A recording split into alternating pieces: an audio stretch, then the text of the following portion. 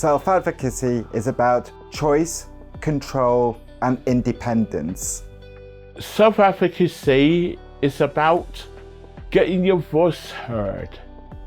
Self-advocacy helps people to speak up for themselves. It's about living your life. In the past, it was very difficult for people with learning disabilities and autism to speak up for themselves. I had this experience years ago. A lot of people who wanted to speak out were afraid because of getting into trouble. Providers had lots of power. In the past 30 years, there's been more self-advocacy groups and more people with learning disabilities and autistic people becoming self-advocates, speaking up for themselves at various conferences.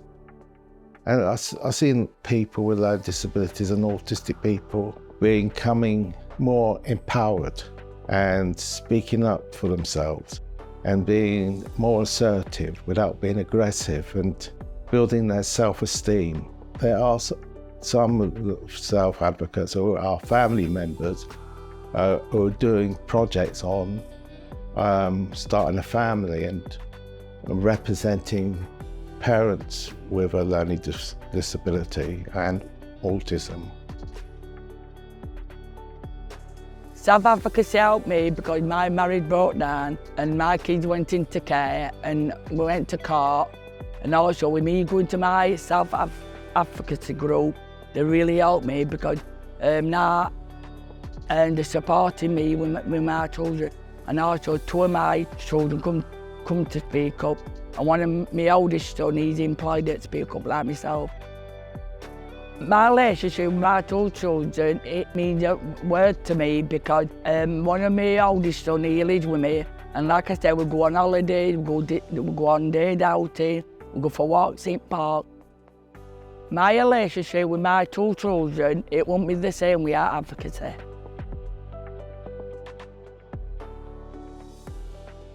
Self-advocacy is about having the relationships you want.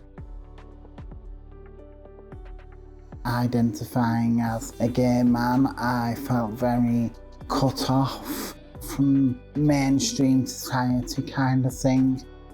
So set up my organisation, United Pride Friends, supporting those with autism and learning difficulties who identify as LGBTQ+, to overcome the boundaries of loneliness and isolation. I think for advocacy, because disabled people have been depressed for so long on being LGBTQ+, and I say over the last 10 or 15 years, it's more spoken out for now with people with disabilities, which is fantastic. Advocacy also helps to make the issues within the LGBTQ+ autism community aware of the social and communication difficulties, making the wider LGBTQ+ community aware of those difficulties, aware of the challenges faced. Advocacy has a big part in the future and in the present in tackling that, but also advocacy is also important to make the wider LGBTQ+ community aware of them challenges.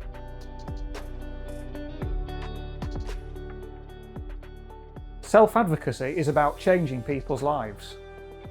My involvement with self-advocacy has been over 30 years. I'm a qualified Speaking Up trainer, and I've gone round the country doing Speaking Up training to other self-advocacy groups, and I've sat on a lot of partnership boards. I sat on my own borough partnership board for 10 years, and I also worked on the London-wide partnership board with valuing people for 10 years. I've seen a lot of people with learning difficulties, disabilities and autism working, being able to speak up for themselves and being able to tell a lot of professional people what they want and not what the professional people want, because they are not living the life, we are living it. So we are telling them what we want. I'm Andrew, I'm the Director of People First Self-Advocacy. But I started in the self-advocacy movement by joining my local People First group, which is called North Harts People First back in the 90s. It was kind of like a kind of connection, a lot of kind of the life experiences that people with learning difficulties there had actually experienced. I was kind of thinking, I recognise that. I felt kind of engaged for the first time in my life, really. The first time that I'd ever felt that I'd actually had a voice. People with learning difficulties need to actually be more visible so that we can be the role models. The disability movement has a strong, important history, and it is important that the people that are kind of coming through our schools, our colleges and our universities actually can learn what actually what not just happened in the 70s and 80s, but what actually happened in the 90s, so that they can say, I can do that. Not hearing the system that's so frightened, it's saying, you can't. We live in a world that discriminates, and they actually think that that's actually okay. And the reason why self-advocacy is actually important is because from the grassroots upwards, if you think of it like a ladder, self-advocacy gives you power, control, and independence. During COVID, I came across an organisation called Grace Air, which supports people with learning disabilities and autism. And then through Grace Air, I found out about Speak Out and started on doing like some work on a history project called Sharing Our Voices, and then got involved in the self-advocacy movement through engaging more with Speak Out. In the last year, I've become a trustee and also spoken at a couple of national and international conferences. I was privileged to work alongside Danielle from Speak Out and Jan Walmsley on a video called 50 Years of Self-Advocacy.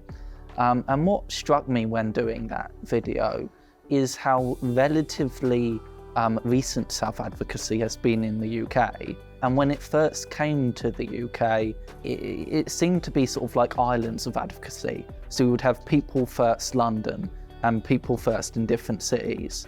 But I think that the biggest change that has happened over the last 30 years is those islands have started to speak to one another, and we've gotten more of a national voice on self-advocacy.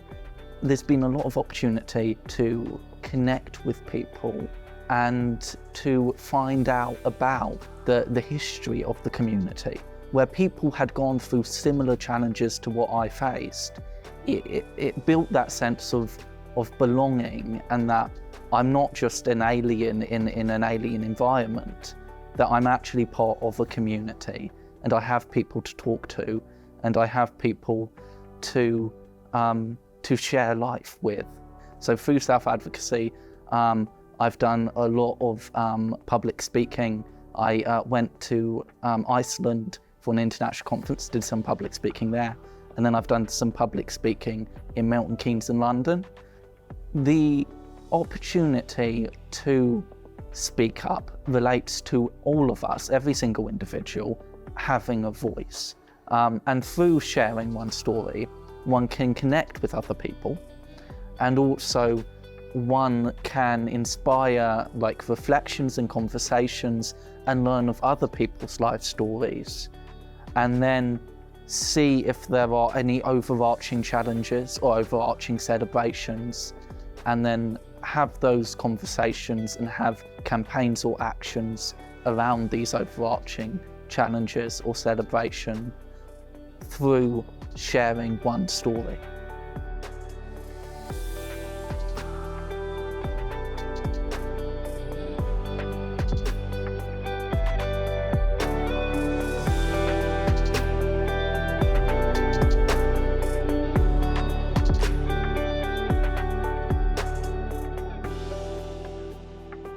Self-advocacy is about making a difference. It's about making a difference. It's about making a difference. It's about making a difference. About making a difference. It's about making a difference.